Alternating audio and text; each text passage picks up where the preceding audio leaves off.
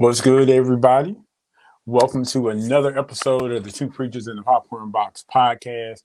I am your host, Brian Mitchell, and my co host. T one time T. What's happening, people? one time. Well, listen, guys.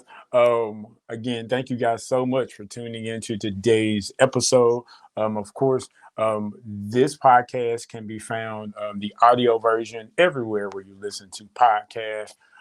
Make sure that you like this podcast, subscribe, download, share it with your family and friends because we want to grow our numbers there. If you are watching our beautiful faces right now, you are doing so via Facebook Live and YouTube Live as well. So again, make sure that you like and download and share on those platforms as well. So today's movie is the Fast and Furious Hobbs and Shaw. Hobbs and Shaw is the first spinoff of the Fast and Furious franchise, which has 17,281 movies. Sound like you got a little hate in you, bro. We gonna have to get that off you, man. Don't do that. Don't do that. Listen, as much as I enjoy these movies, it's just the fact that it seems like it's something that'll never end. But if it ever ends, we wouldn't have a job to do. So I am grateful. All right. So Hobbs and Shaw, two previous villains that of the Fast and Furious franchise that now have kind of morphed together to be counteracting leads. And this movie, I think, is really, really interesting, DT, because you have two people that you would have never thought could ever work together, Right. but join forces to really just, save the day. As Hobbs says on numerous occasions in this movie, I've saved the world 4 times already, right? so, so yeah, we got a lot to get into. Just a quick, I guess, plot of the movie. There's a company, cyber tech company by the name of Etion. They have unlimited resources and media influence, and they basically want to spread a highly dangerous virus by the name of Snowflake. And their goal is to wipe out the weak, right? And to create this strong army of people, right? Only the strong survive, so to speak. So, Derek, let me just kind of ask, just from the jump, what was some of your um, highlights toward the beginning of the movie, maybe like of the franchise as a whole, and what this movie, this installment of the franchise, how it um, registered to you? I love it. Honestly, I love it. Start to finish. Two of my very favorite actors, Jason Statham and Dwayne Rock Johnson. Mm-hmm. You know, I loved it. I loved the contrast in the entire movie from start to finish. I love even how they started their day. I just love every aspect of that showed their massive individuality on Right. how they handle problems, how they take care of themselves. You know what's important for self care for Shaw. For Shaw, it's different what self care is for Hobbs. Right. So Hobbs goes to the gym. Shaw, gets up, makes him a nice breakfast. An Sprinkle a little. omelet, sir. An omelet. A My bad, an perfectly omelet flipped omelet. flipped Let's with the make little sure we put that parsley in on there. the sprinkles. He did a little sprinkle with his whole little this his outfit. You want to say Right. he's sleeping attire to the Pretty neck. much. So but I just love how it showed that a common goal can even bring the worstest people together. And I'm not saying they're bad, Right. but you got Luke Hobbs who is law enforcement, and you have Shaw who is a outcast from MI6 Mm-hmm. and a villain because of him and his family's background. So you had a hunter and the one that's being hunted. And then, of course, the franchise brought them together to Mm-hmm. build something. And so now we have this whole spinoff show that gave them their even more unique identities because they were all outstanding individuals in the Fast and the Furious franchise. But to put all in water in the same mix and see how well that they blend with their styles, their conversation, their uniqueness, their unusual respect for each other's craft. You Mm-hmm. couldn't tell by their conversation, but also by that conversation, you could tell that they knew who they were dealing with. Right. So so I love that, and almost this sarcastic theme, of course, throughout the entire movie, set a tone to keep you laughing, and the Yeah. action kept you entertained, and the relationship kept you entwined into the movie because you can Right. either like either or character, and then had to have the sister thrown in to blend them in and to make this whole new mix. It was Mm-hmm. I loved it because it's action packed. It's fast Yeah, paced. for sure. Like the one thing that I noticed about The Rock's career as a movie star, he will give you hilarious one-liners Oh, the all day, entire movie. Like he all is an day. insult king. It started when he was, wrestling, and so like he's taken that and just created an entire career Right. off of that. You mentioned the dynamics between Hobbs and Shaw, and the one thing that I noticed is the two styles, right? You have one who who is insistent about being stealthy, Right. about the craft, about the minute details of getting the job done, right? And then you have um, Hobbs, who is like, you know what? I'm bigger than you. I can knock you out. I'm very smart, Right. because I know how to track you, I know how to find you. But once I get you, it ain't no thinking about it. I'm just gonna, swing these, and you're gonna be out, right? Hey man, I Oh, mean, hey, don't act like that. I feel some type of way. I mean, listen. you feel some type of way. Don't do it, bro. Don't do it. But here's the thing: it's like no matter what you view as a strength, there are Right. there's wins and losses tied to your strengths. Right. You know what I'm saying? And so what this movie I think taught both of them is that although I am great in my own world, if I'm put in a situation, like I can't always apply my own um, thought process and my own way of doing things to every situation. If I want to win, at some point, I'm going to have to think outside the box, do something, get help from somebody else. My way isn't always the only way. And I think, with this movie, they were able to kind of understand, especially in that final battle, Right. because it was a precursor to that whenever, right after they were leaving the power plant and they had their first joint fight. And the first thing that both of them said, I got it. And so they both go with their own individual styles, Right. and they're both in their own individual ways of fighting Brixton.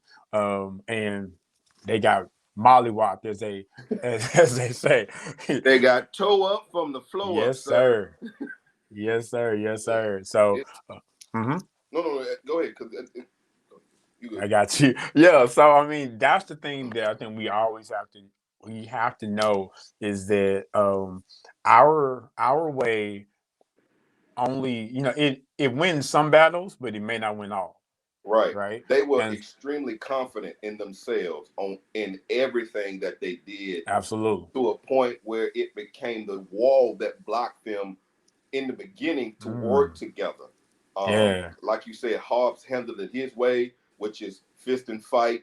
When Deckard Shaw, not Deckard, but I can't think of what's the character's name. I lost the whole train of thought. Brixton. Yeah, Brixton. Thank you. Yeah. Thank you. I was finna just call him Idris Elba, but don't mess it up. But Idris, Braxton's part when he came in to take the sister, you still can see they were struggling for that an individual way to handle situations. All right. And Hobbs was like on the count of three, and it's just like You can't tell me wham. what to do. Right. Yeah. That ego, that male ego that kicked in. It's like you're not gonna tell me what to do. And Hmm. so Shaw took the elevator, Hobbs took his only way down. Right. Right. Right. Right. So here it is. Two different ways to get to the same end. That's Yeah. what so I love the fact that either way they still made it to the bottom floor in order to make sure that the young lady, Shaw's sister Mm-hmm. was saved from Brixton, which is Idris's role in this movie. Character. So Right. it, Yeah. it does show there still is a common end, and that's to protect the sister, to Mm-hmm. make sure that she's good. And so throughout, she was the tying piece together to keep bringing him back up to speed. She said, "If you guys are going to argue, I'm better off on my own." She checked him real fast. So Yeah. Real each talk. time there was a part that was she played to keep the bond together in regards to the unique individuality and the confidence in their own character. That's what God does when He tries to bring us to a common mission and a Mm-hmm. common goal. Let's take evangelism for example. Different people have a unique way to get the same thing done, which is Yeah. getting souls saved. So, and sometimes we need the tie-in because we have the goal, and that's hit the bottom floor to get people to be saved. And so, their mission was to Mm-hmm. be able to save. Here it is, not only his sister Yeah. but the world. Yeah. Shaw wanted to save his sister. Hobbs wanted to save the world, and so saving one saved them all. So it's So really go ahead. great point. And I didn't really. This wasn't on our docket, but you've gone here. So there is a difference between arrogance and confidence. True. And here's what I think the difference is. Confidence is a belief in myself and my own abilities, but not absent of other opinions, right? So Right. I know what I can do, but in order to get the job done, I'm willing to take the assistance of other people. Arrogance, like you mentioned, blocks off any assistance. It puts you in a wall of isolation, and you would rather use a sledgehammer to walk down to block a door, knock down a door, versus, hey, the other person, you got a key, can you open up the door so I can get out? You know what I'm Right. saying? It's like you would rather overwork yourself to get to a solution, whereas confidence says, hey, I'm in a tight spot, but I know somebody who can help me. I know a key maker. I know, you know what I'm saying? And so you mentioned the church, you mentioned how our goal is to make disciples, right? But with the issue with the church is we've been arrogant in our Good. own point of view of how that should be done, right? Right. Right. How the word should be spread, how to properly witness to people, right? And so it's our arrogance in that way that has divided us to the point to where the people on the outside don't even recognize the church, and we don't even recognize what church is because we've been set on our own ways for so long. Right. Right. And it's important. Let's just flip it a little bit. Mm-hmm. Braxton was the world. Hobbs and Shaw was the battling church. Okay. And Yeah. every time they went to battle to win, they lost. Until the very end when they learned to work together. Because individually, when they were fighting on the back of that truck and they were Mm-hmm. fighting Brixton and they were picking up different weapons to use in different ways, and each weapon didn't matter because he the Rock threw something, Jason Statham threw something. Right. None of it worked to the point where they defeated Brixton. They Right. continue to be defeated, and that's how we function. We continue to go our own way, thinking we got it, and the enemy say, "Bam, I got you." You Absolutely. swing again, bam, I got you. It's Mm-hmm. because we ain't working together. If we're supposed to be one body with many members working together to be one, they originally were supposed to come together to work together in order to make this work. But some of the things that happen that cause them a conflict again because of that ego, because of that arrogance, because of those things that by themselves we're capable. Some missions we can do alone, but Right. there are missions that are set before us that we can't do by ourselves, and we have to come together in regards to attitude, demeanor, or our preference, or ability to like another. Sometimes, as crazy as it may sound, sometimes you will be put in a situation where the worst people you can't deal with will be the best people to help you win. And Listen. so, go ahead. Okay. No, no, no. That's 100% true, and so that's Right. how you know whether or not you are arrogant or confident. Right. But again, the enemy will knock you down to a place. No matter how many times you get back up, sometimes you got to get knocked down to get that whole arrogant disposition out of the way. To say, wait a minute, Right. I can't do it. I can't do it. I can't do it. And I think the fact that even though you keep going, because no matter what happened in those situations, they were getting caught up. They were struggling. They got caught, and all these other things. The enemy Mm-hmm. had set them up, and whatever it took.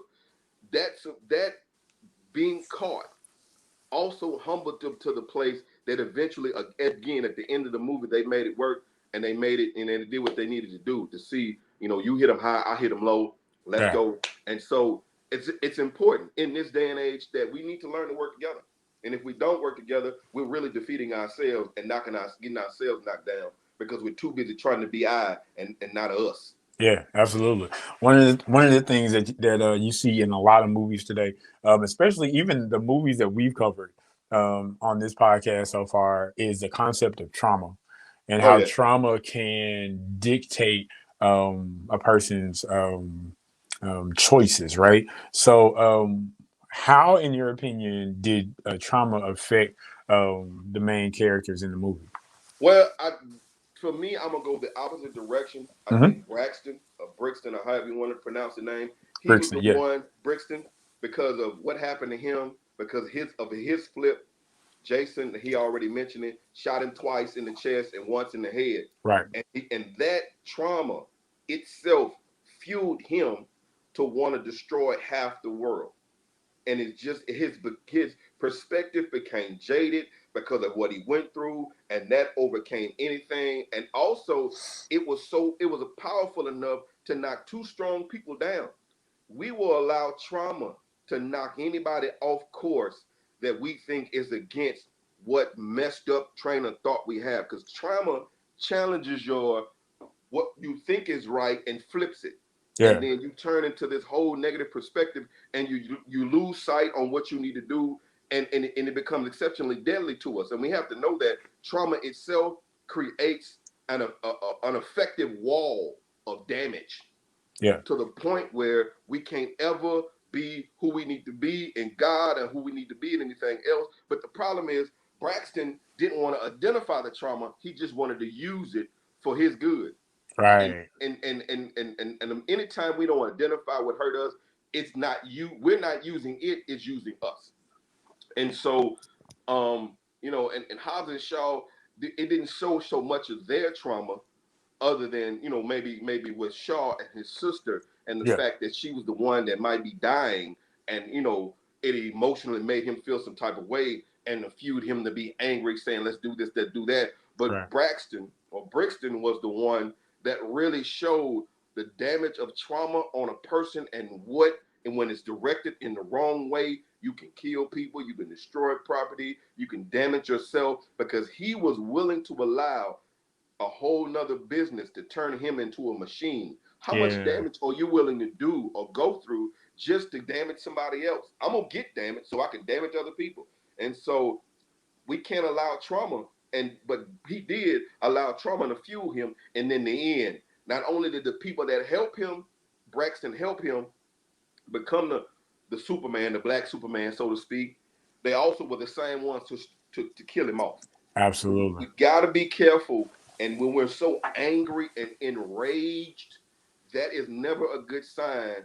It does mean that we've been through something. And here it is, our anger is the defense to protect us, but to damage other people. So you got to be Hmm. careful how you allow trauma to train you and put you in the capacity of nothing but negative, negative, negative. And we as Christians, we got to be able to do that. Oh, the church hurt me. Oh, sister did this. Or brother did that. Or why we got the tithe. Or the pastor wasn't here for me. Now I don't want to. So we do all of these things, and we're traumatized.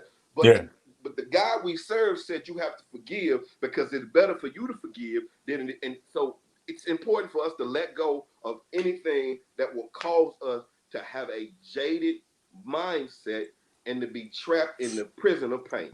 right. Yeah, you mentioned forgiveness. Forgiveness is a really key theme in this movie because Hobbs, some of his backstory is shown in this movie, and basically he had the choice of either turning a blind eye to the um, bad activities that his family was doing back Right. home, or to say something. And so many times, um, when we're the good sheep of the family, um, and we choose to stand on our beliefs, sometimes we're kicked out. Right. Or if we're the bad sheep of the family, right? And we just want to do whatever we want to do. And there's always some type of separation. There's some type of event that causes us to say, you know what, I don't even want to deal with these people anymore. And so there are grudges. There are you know, we have these burdens of unforgiveness that we carry with us for years and years and years. And what we don't realize is that um, there is basically a section of our lives that we prevent from being healed because we Right. choose not to forgive, right? We Right. we Right. um we choose to be comfortable in our frustrations Yeah. versus to go through the process of healing. And so that's kind of what you see. Because even at the beginning of the movie, when Hobbs and his daughter is having a conversation, family comes up due to the school project that his daughter is doing, Right. and he tries to skirt around it as far as the family tree, and so it's easy for us to do that because again, whenever we deal with um, family, family hurt is a different kind of hurt. It is. You know what I'm saying? Like it just is. But what God wants us to do is the pain of not resolving family conflict is actually less than going through I'm sorry, the pain of not resolving family conflict is more than the pain needed to get over ourselves and walk the path of forgiveness. And so, something I think we've said on this podcast in the past is choose your pain, right? Like, Right. Right. are you Right. willing to go through the uncomfortableness of your healing, or do you just want to continue to burden yourself with the weight of unforgiveness? We build walls and we build this discomfortable or this dysfunctional life after particular disconnects from pain when it comes to family, and we build up this whole persona and perception, and we actually cause the disconnect even worse when we create these thought processes in our lives and we pull away from family. Especially, let's just go back to the movie when Hobbs decided to go home.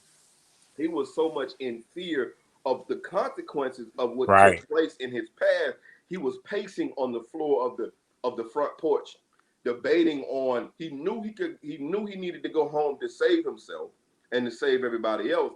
Yeah. But the fact that he had to face a trauma that he and the crazy part about it, he was saving his family from what happened prior to, and he just left. And so 25 years have passed, and that's just like all of us, because we don't want to confront something that literally takes 2 minutes, half a scene, not even. Right, It man. takes 25 years, and it takes one time. Okay, some things we make me feel uncomfortable about, but the minute we overcome the release of letting go whatever hurt me, hurt them 25 years ago, I can now live my life with my family. But realize that we lose so much because of perception and a perspective we had based upon a hurt that is small in the beginning that we can actually overcome if we do it in a proper time. Because honestly, the longer it becomes, the crazier your thought process becomes, and the more damage you think, and the more less you feel like you have a family, and the less you will feel like you want to go back to fix that connection. And so, even though there was a quick scene, it does show that we can come back from the pain that happens in our family and push forward and ask for forgiveness and Yeah. still love on people. But we all have to make that first initial step by not just going, but knocking on the door and facing it and overcoming it and get our family back so we can be a fighting unit. And I think most of us do that. Is that with small hurt, we create a brick wall. Man, that's the fact that a 25-year um, weight can be lifted in a 2-minute conversation Right, right. is crazy. It is. It You know is. what I'm But saying? it is. It is. But it shows that people want to forgive you. People want to Right. love you. And so you got to know that, man. That's major though. That's major. Yeah. In regards to, you've had 25 years to think about what happened. You either have 25 years to make peace with it, or you have 25 years to lose your mind with it. Real talk. And real quickly, so you look at Jacob and Esau, right? Oh yeah. How Jacob, basically did Esau dirty, right? Multiple I'm times. finna say, dude, he buried him in dirt. He just Listen, didn't sprinkle nothing on him. multiple times. And Yeah. so there was a point that Jacob was like, you know what? I don't ever want to see my brother again because I know what I did to him and I know that he gonna want to kill me. And so for a long period of Right. time, Jacob was avoiding this confrontation. But the one thing that's crazy about God is that God works on the hearts of the other people too. And Yeah, he so do. like and so what Jacob was avoiding in his mind, he's thinking that Jacob is going to bring this big old army and they're going to kill me. So whenever he finally decides to go back home and meet, he sees Esau with all of these people, and so naturally he's like, "Oh my god, oh my Right. god, oh my god!" Like Right. I'm finna die, right? He's And freaking out. right, but the complete opposite happens, right? Right. And so we have to be able to have um, difficult conversations so that we can be free and so that we can have reconciliation and that our Right. families can come back Right. together.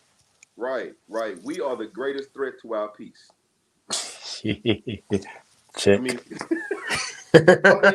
I mean, we are. The Yeah. human mind is more dirty than it is clean because Mm. of the real,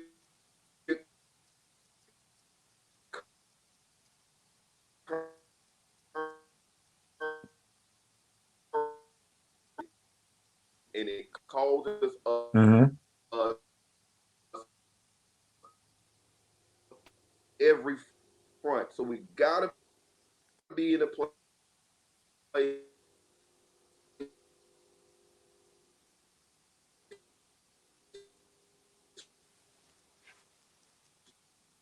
where,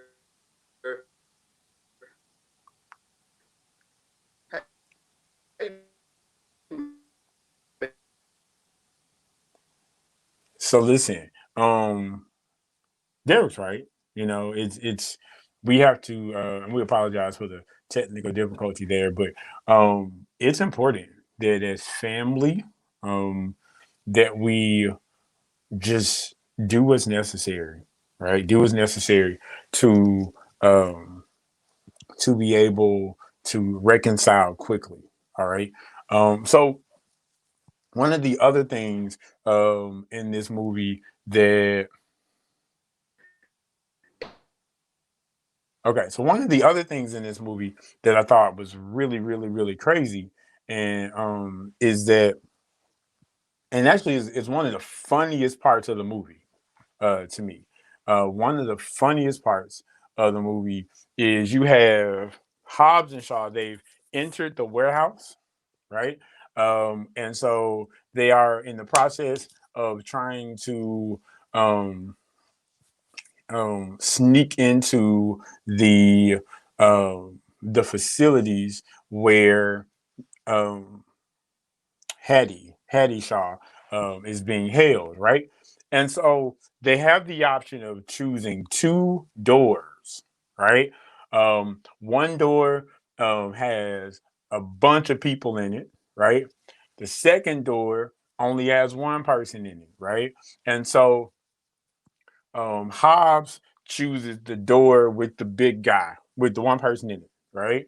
And then Shaw chooses the door with all of these different soldiers in it, right? And so Hobbs goes Hobbs goes into the door with the one guy. And what's crazy is Hobbs is a really, really big guy, real big, big time, right? But when he goes to fight this guy, he looks at him and he's probably 7 foot tall, right? He's extremely tall. But you would think that this massive person, this really, really large person, you would think that they would be a strong opponent to Hobbs. Nah, one punch hit him in the head one time, and it was a wrap, right? And what that teaches us is that it teaches us that although our enemies seem to be big and they seem to be massive and they seem to be unstoppable, enemies are only as big as we think they are, right? Derek was talking about how our mind plays tricks on us and how it um, prevents us from moving forward into the areas that we're supposed to go into, right?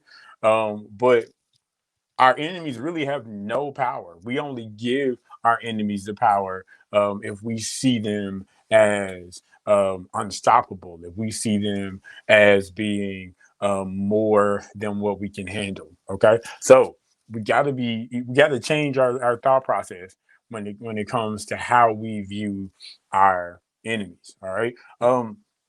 Now it's interesting. Whenever I saw this movie in the theaters, um, the final battle scene in this movie was very interesting to me.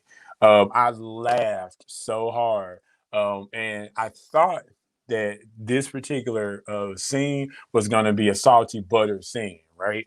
So the scene I'm talking about is at the very, very end, where um, the Hobbs goes back to Hawaii, right? He goes back to Hawaii and he goes back to his family, and it's at that time that he, gathers his family together to help protect his sister because Brixton is coming. He's found out where they are, and so he's coming with all of his army, right? And so um, Hobbs goes to his mom and say, "Okay, mom, where are our weapons? Right? Where are our weapons?" And Hobbs is expecting this heavy artillery of guns, right? And all she has is native weapons like sticks and clubs and stuff like that, right? And so you would think that they are overmatched, right? But what's interesting is that they embrace the weapons that they have, right? Um, I entitled this podcast "Bring Your Sword to the Gunfight," right?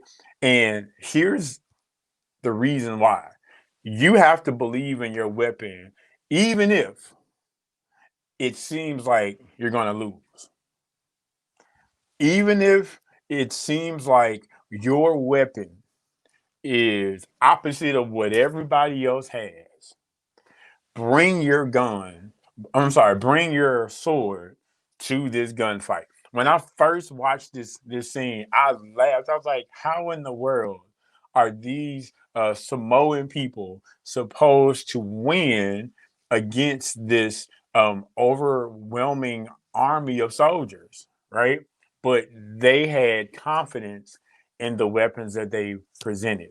My question to you is: do you have confidence in the weapons that you have? Do you have confidence in your in the gifts that God is giving you? Right? Because as long as you believe, it doesn't matter what the other people say, right? Um, so every fight that you're in,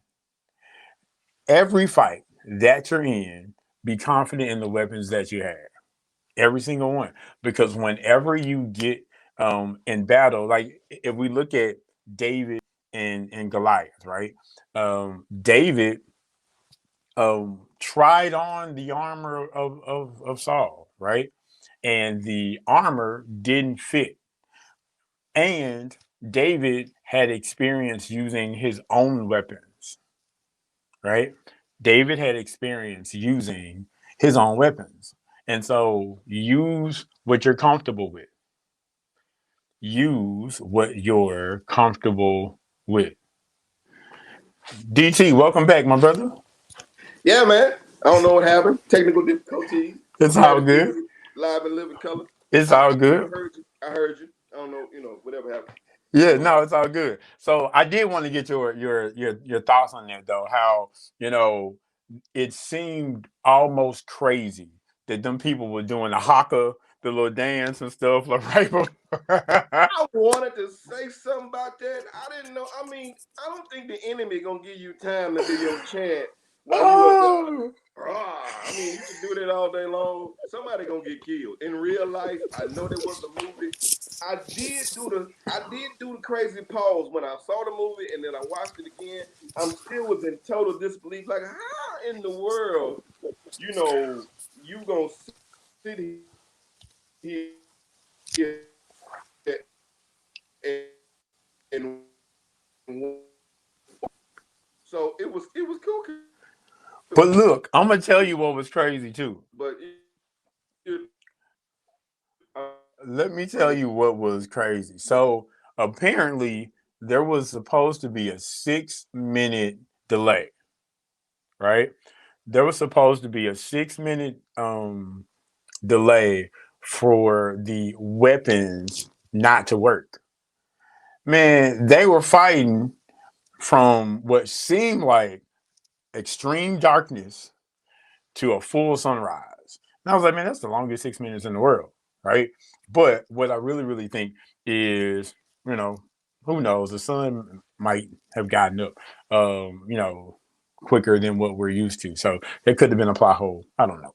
But yeah, man, that thought process and that concept of believing in what you have and knowing that what you have is enough is vital, right?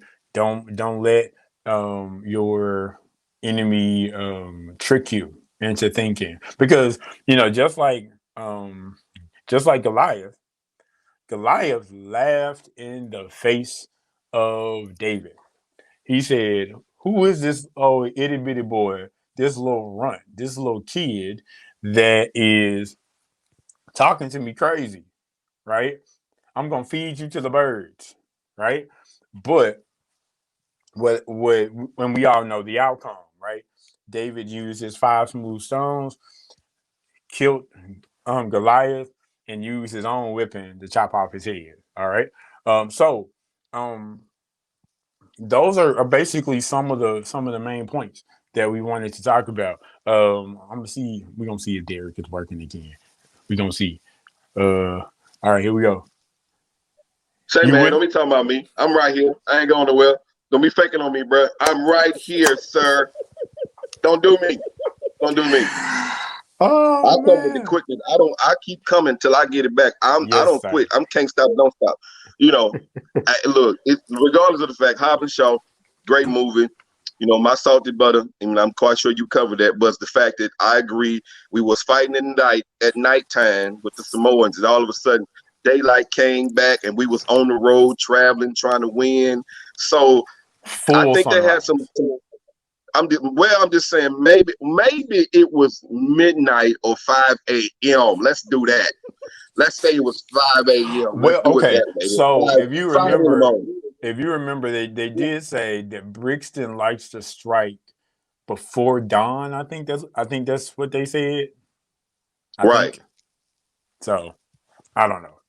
Either way it go, I was just as confused as you was when it happened. I was just as confused as you was when it happened. So I looked at him like, I don't know. But other than that, great movie. Yeah, great movie. Action pack all day. Good points in the movie. Still one of my favorites. That's all I got to say. Good Yeah. deal. Yeah. Sorry for the technical difficulties. I don't know what the deal is, but It happens, man. It happens. This is the first time it ever really tripped like this. So now that it did this, oh man, it's all better from now. I think my Wi-Fi reception is drunk. I don't know what it is. It's just it's got problems. It's got problems. Oh It's got man. problems. Well, listen. Again, I want to thank you guys so much for tuning in to today's episode of the Two Preachers in the Popcorn Box podcast. I did want to mention this. So next week, we are actually going to talk about the Charlie Brown Thanksgiving special, right? C-Dub.